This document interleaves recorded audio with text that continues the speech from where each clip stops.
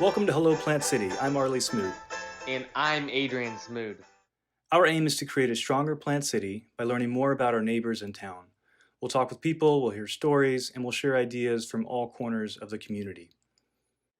Today we have an interesting guest. One of the nice things about us having our own podcast is we get to choose who we have on and who we think is interesting. That person today is founder and owner of Metals in Nature. If you've ever driven down Highway 60 between Turkey Creek and Highway 39 and saw the funky place with statues and all kinds of ironwork, it's been there for longer than I've been alive. That's Metals in Nature.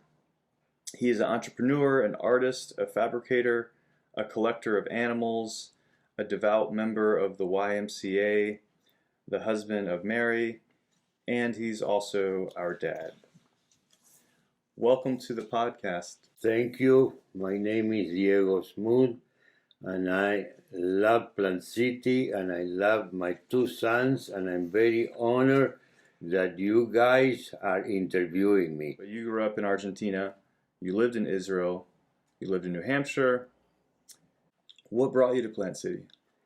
Well, I was collecting exotic plants, the bromeliad family, Tillandsia, in South America, with my two brothers. We went in the jungles, and we were sending it to the United States. And one place that we chose was outside Brandon. And then we moved to Plant City, and that's why we wanted to choose for a place, and Miami was too crowded, and I don't know, we just end up in a Plant City. Can you talk more about the jungle experience? Yeah, the idea was that we can go to Ecuador, Colombia, Argentina, and collect the plants. Sometimes we will go in a car and we will send boxes to the train station, and then from the train station we will send it mostly to Enterprise shell dance in California. And then we decided that we can send it to ourselves and distribute it from this area, from Plant City. It was a beautiful, beautiful experience because it was sharing almost everything with my brothers, things that I cannot talk in this interview. You can talk about anything in this interview. No, because no, I can't.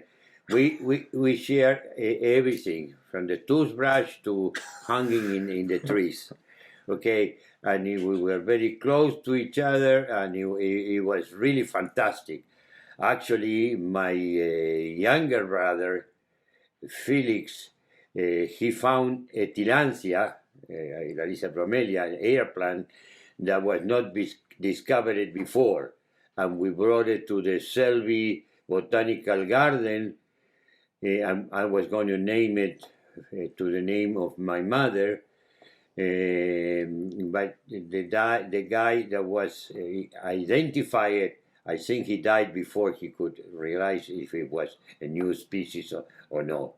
Oh. But the whole idea of being there in the jungle and meeting very, very ordinary and beautiful people. This was in where? Ecuador and Colombia? Not only Ecuador, but Colombia. We went almost to all South America. We went to Panama. We went, every jungle will have different species. So we try to bring as many as we can. And what did those trips look like? You would just go with a backpack, or? No, we will go with a car, okay? Most of the time a car, or we rent a small jeep, and we will collect them with our hands. We will climb to the trees and collect them. Sometimes we will have people collecting them. Okay, I remember in Corrientes, Argentina, they were giving these plants to eat to the cows. Oh. One was the Tillandsia durati, a beautiful air plant. You can see it in some of the stores. and the guy will give it to us and some people will pay them for collect it. It was one of the nicest memories I have with my brother. You wrote a book? My ex-wife wrote an article in the Journal of the Bromelia Society. Well, we have a copy here, and it says that you wrote it too. So maybe I wrote it. Maybe she gave you credit also. I don't know. Dorothy and Diego Smude. One of the things I remember was in Colombia, we went to collect plants, and we were in a port close to the sea there, and this man approached me, and he says that in an island that he knows there was spectacular species of the plant, that he can bring me some, and he needed some money for the gasoline on the boat. Okay, so I gave him some money, and the next day I was supposed to meet him there. So I go the next day, and he says, "Yeah, you know what? There's so many. I need some bags, some to put the tilancias, the plants, but I don't have money." So I gave him some more money. Okay, the third day when I went there, he was not there. He disappeared. So I started asking for the guy.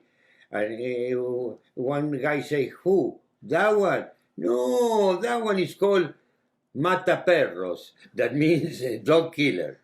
Yeah, so he disappeared with all the money. Dog killer. Dog killer was his name. In Spanish, Mata Perros.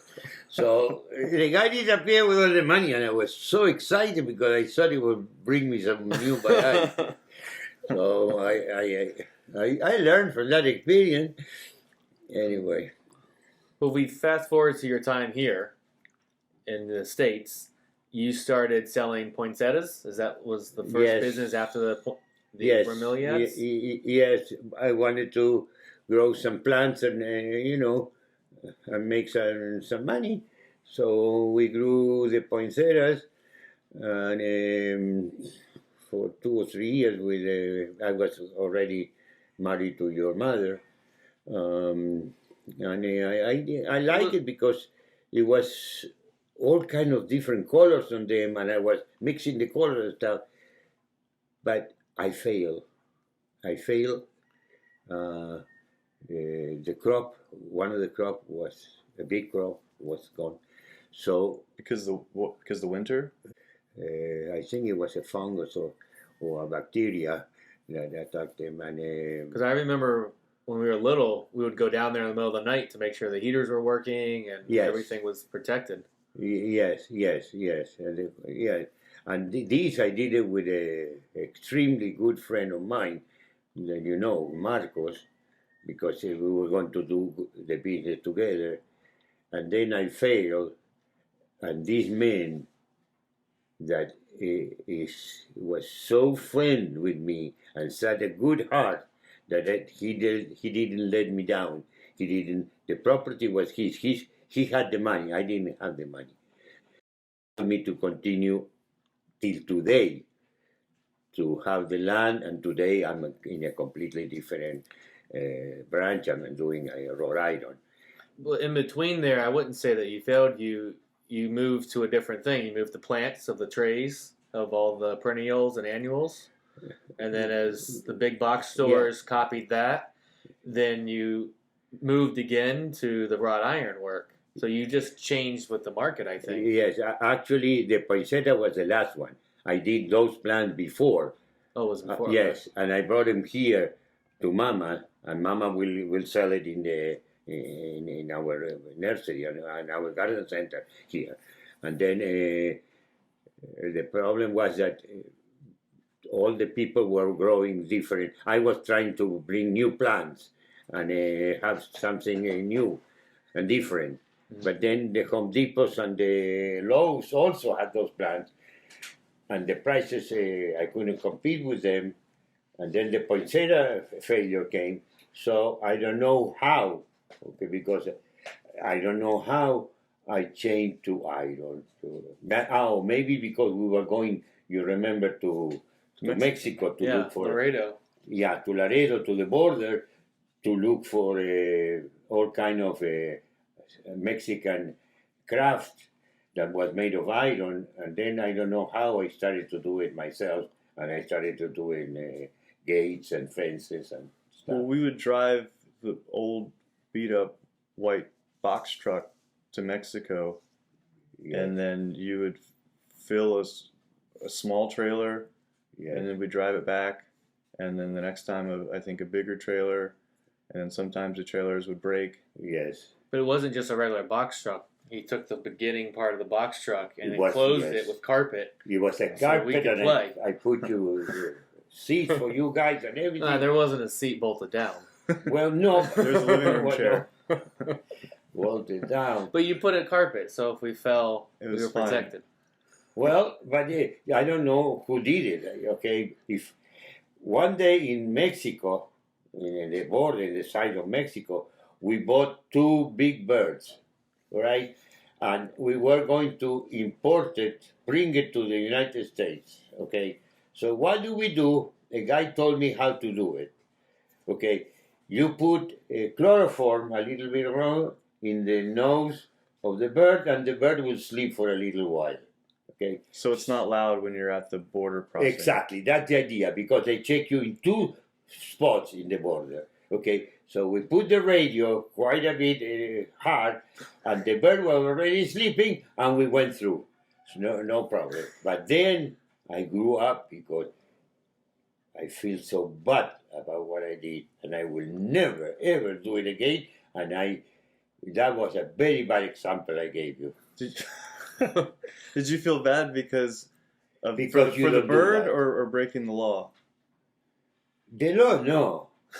The law, I don't care. I break the law, I pay my fault. Well, in my problem. So you felt bad for the bird. I feel bad because you don't do that. You know, it's bad. You are helping the people that catch them in the wild. Oh, I and, see. and then sell them. Yeah, okay. You know, I that's see. the idea. Yeah. I don't like that. So you're the reason that we need a wall on the border. We're importing all the birds. You're the reason that we need to build a wall Trump? between U.S. and Mexico. You're talking about Trump. I'm talking Well, about the reason we need a wall because you're sneaking birds in. Oh. From my memory, that's how the metalwork business started.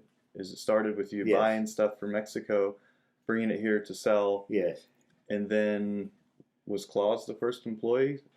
Yes, he came from Argentina, and we started doing things. He actually taught me because I didn't never knew how to weld or anything. And you were what, in your 40s probably?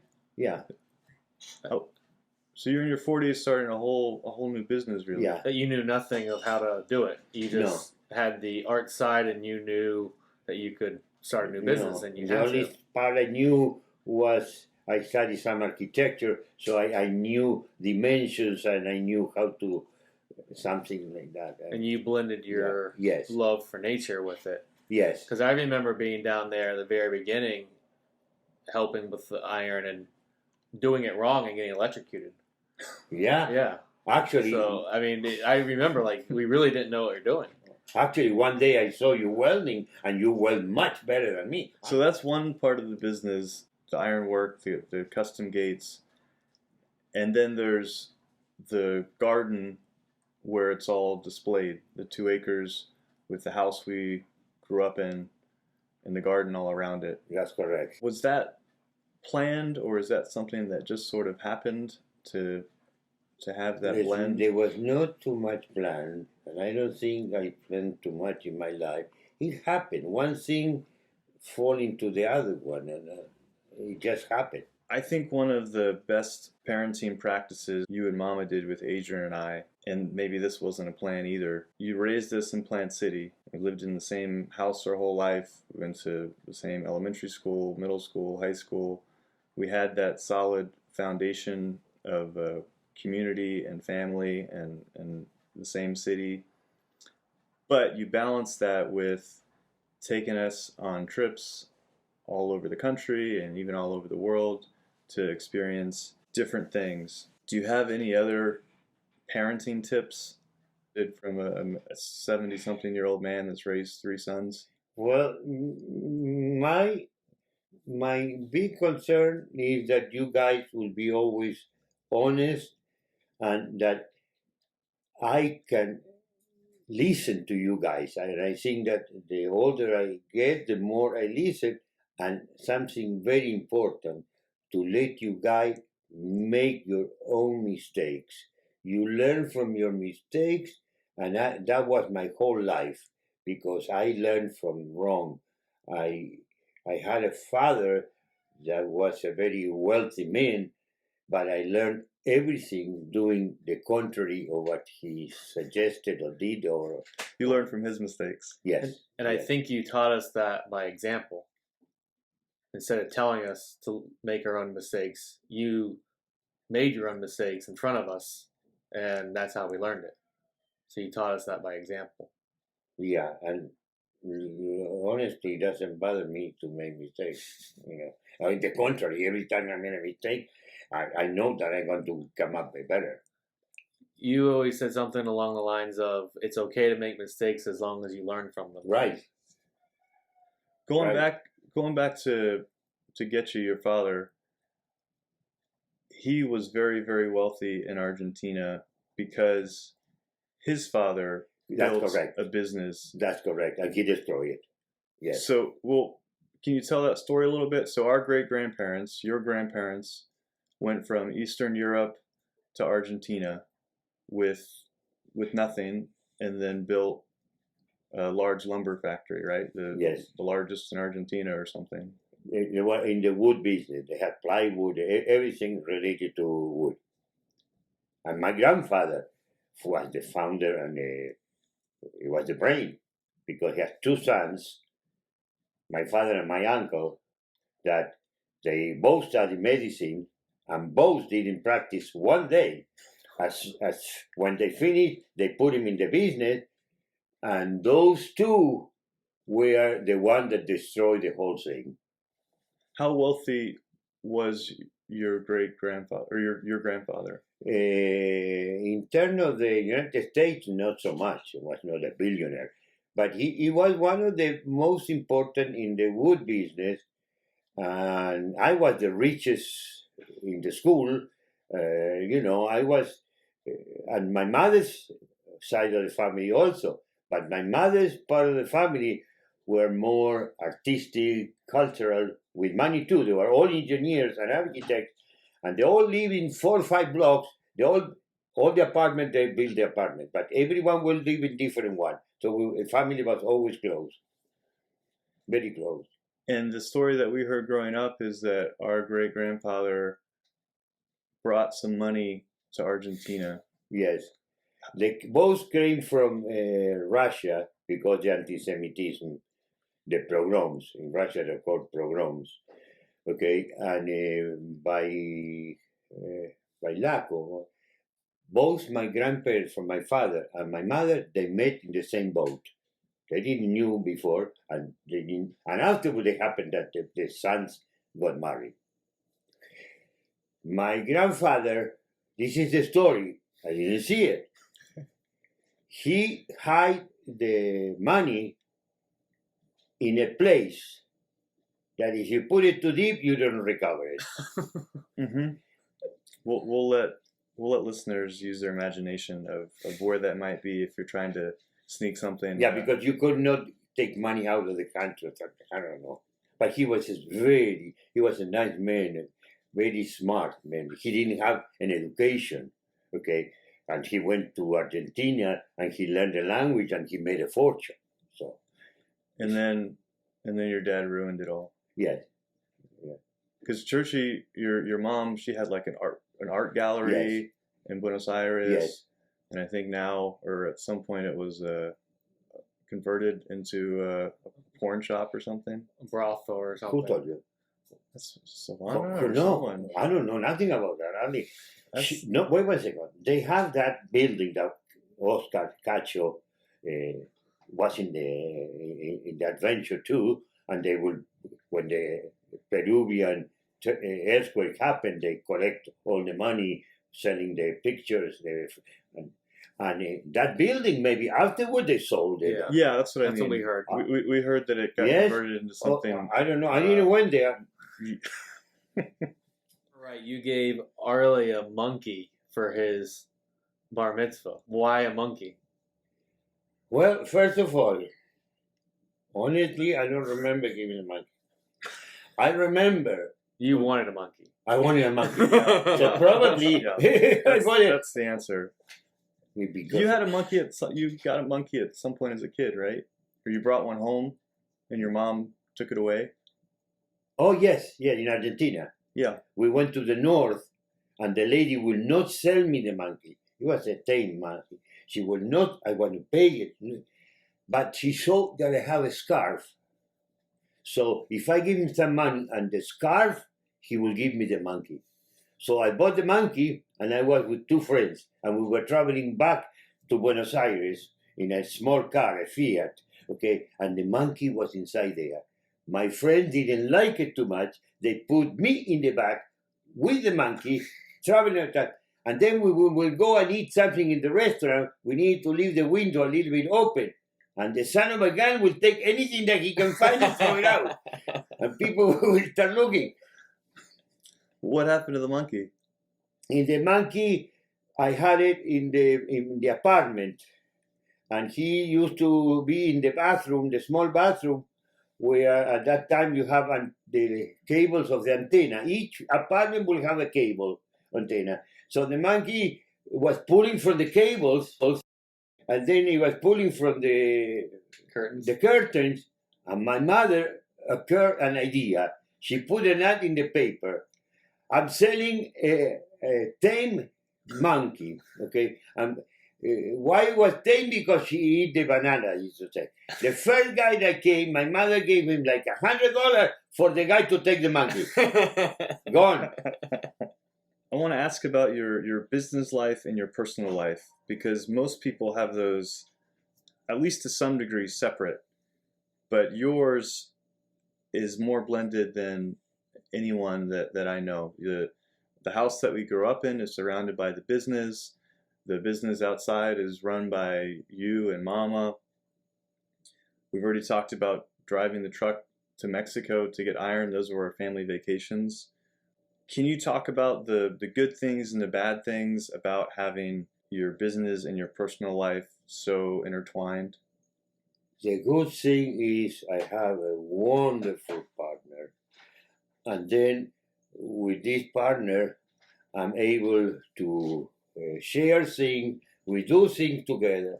We learn how to respect each other, and not everything is good.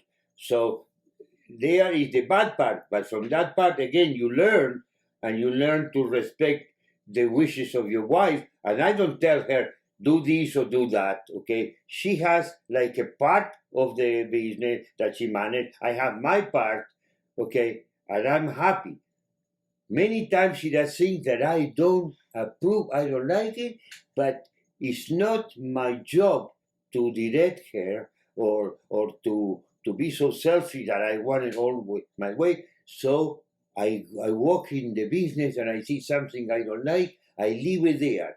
I see it again. If I see it too long, I change it. But if she changes back again, I don't touch it. All right. So things like that. It's positive because you're all time together. You can travel together.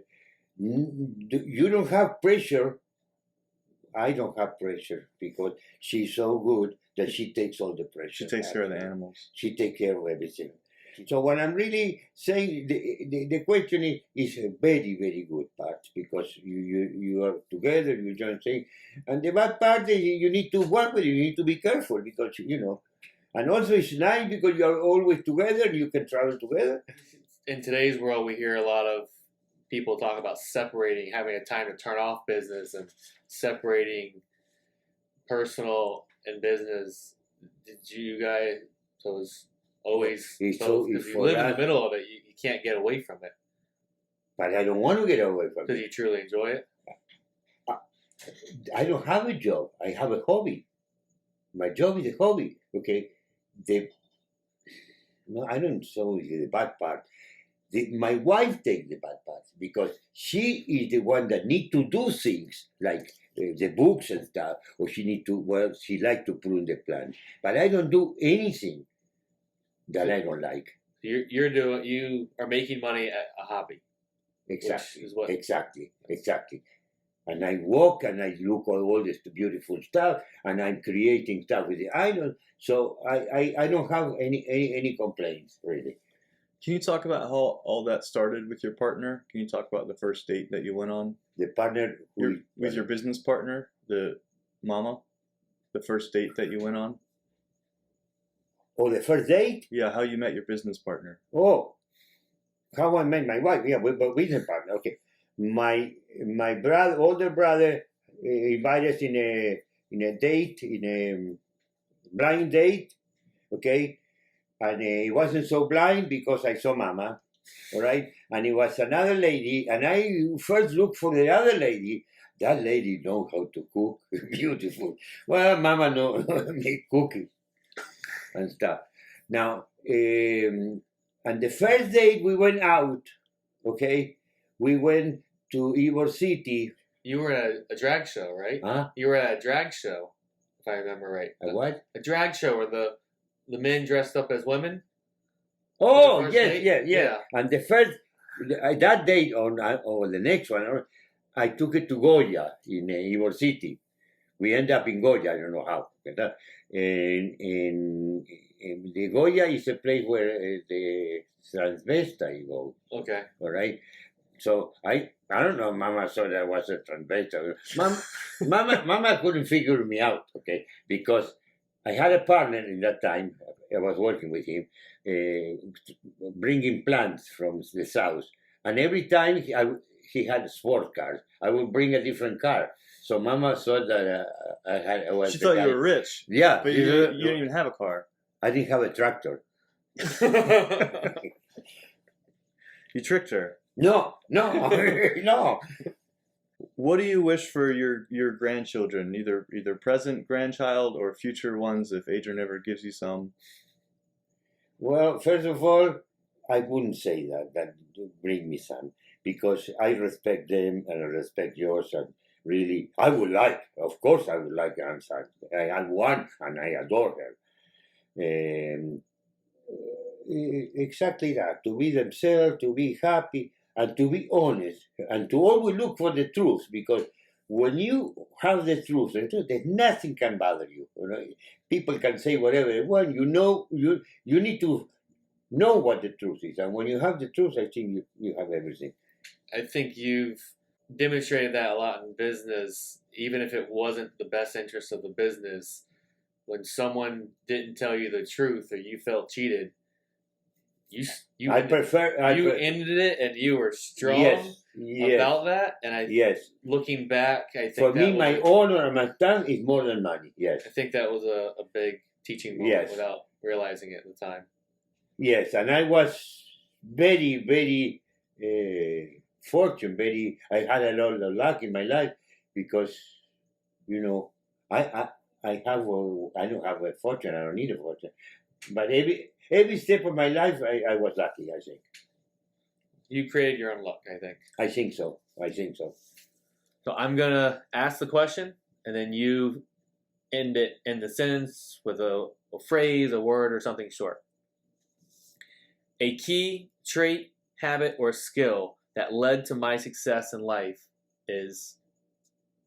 To be honest and to look for the truth. And my intuition. My intuition guides me a lot. Something I think is true that most people think is false. Well, I cannot say anything. I better close my mouth. It's an uncensored podcast, and if it's too bad, I'm going to say it because we can just edit it out. Everybody, most of the people think there is a God. I don't know if there is a God or not. It can be false. I don't know.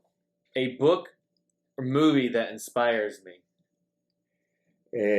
Love Story was a movie, an old movie, and the book Exodus, when the people went from Europe to Israel.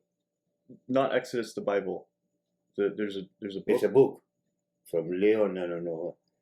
Yeah, it's a book about Jews going from in Europe a boat, to Israel. Yes. A fascinating person in Plant City that many do not know about is? Two of them. One is in my right and one is in my left.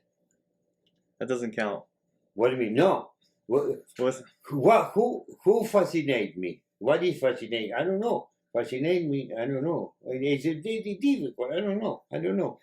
Explain me what fascinates. I just don't know. someone that's interesting that a lot of people don't know about. I can say one, for instance, Tessa, very Yeah, nice. that's a great one. Very nice lady from the YMCA. Very nice lady. Okay. Another nice lady is Ashley, too. Both from the Y. Well, from the Yeah. wife. Yeah. There's a very nice man. Yeah, in Crampton Supply.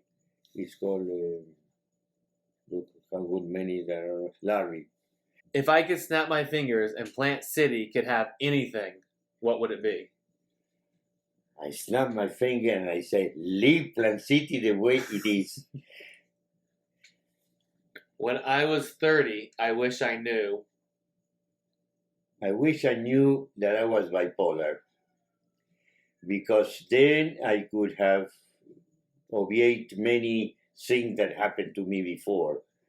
And once I knew I could treat my condition with medicine and with my mind and much better, I suffer from it, okay? It's not very pleasant. Like you have two personalities and you need to deal with both of them. But I wish I would knew it before, because now I can look before and see many things that happened to me. That it was because my mind, the chemicals in my mind don't work very normal. How old were you whenever you learned? Mama is the one that. We went to when they diagnosed me was about 30. But I have that condition maybe from when I was born. Yeah. Yeah. But so you were around 30 whenever you learned. Yes. Mama said 40. Mama yelled 40. Yeah. Well, I don't know my age. I might say 40. So you wish that you knew it to be able to manage it better. Yes. Because I would assume you don't wish you don't have it, because that's probably what helps the creativity and the intuition and the different things of I agree work with that, ethics. because when you are on the high, if you don't go over, okay, you can create better, you can think better, you are happy from everything, okay? Now, when you go low, then you start suffering.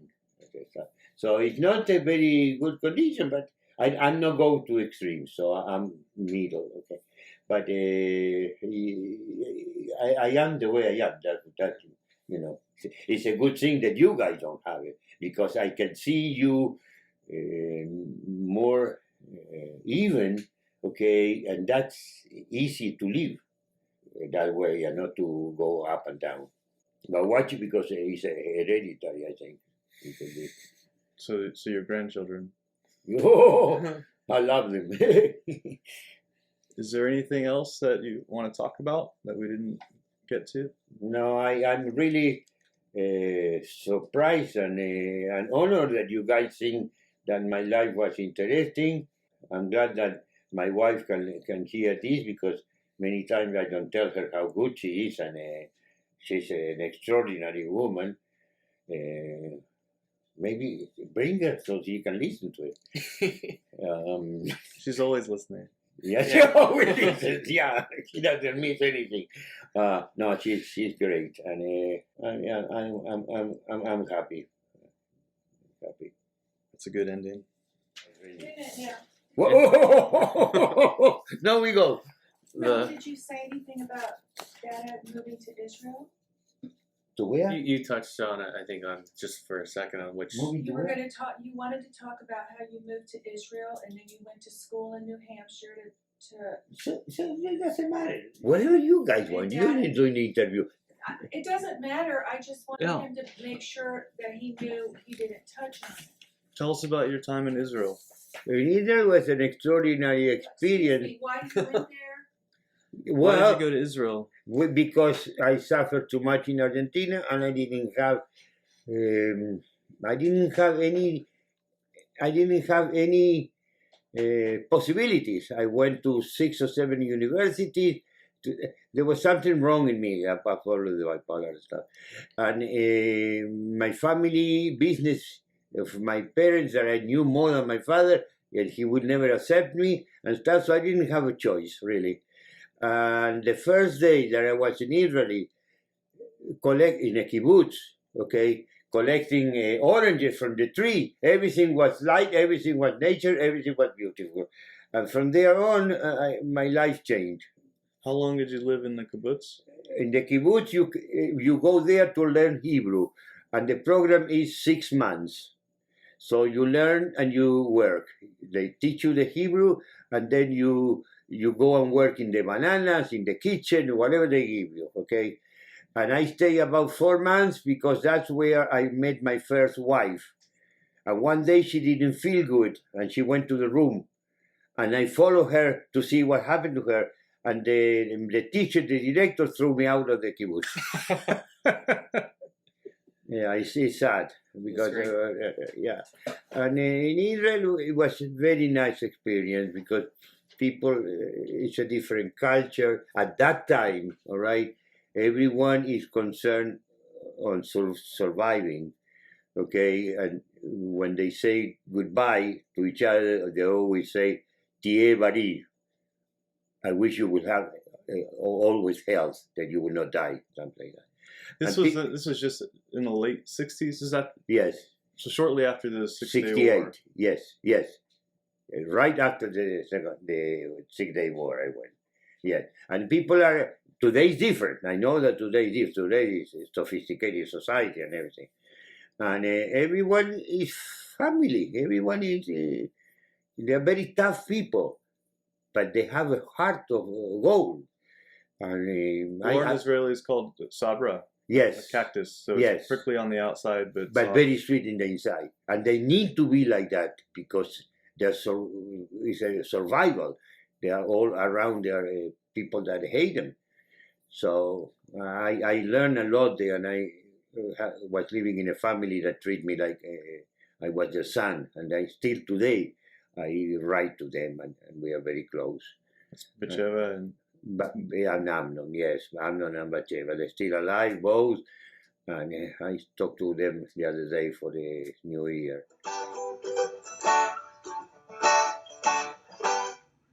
Thanks for listening. If you enjoy the podcast, share it with friends. If you have feedback, let us know. We're on Facebook at Hello Plant City. Email us, helloplantcity@gmail.com. The music is by the talented local duo, The Birthday Saps. Thanks for listening, and have a great week.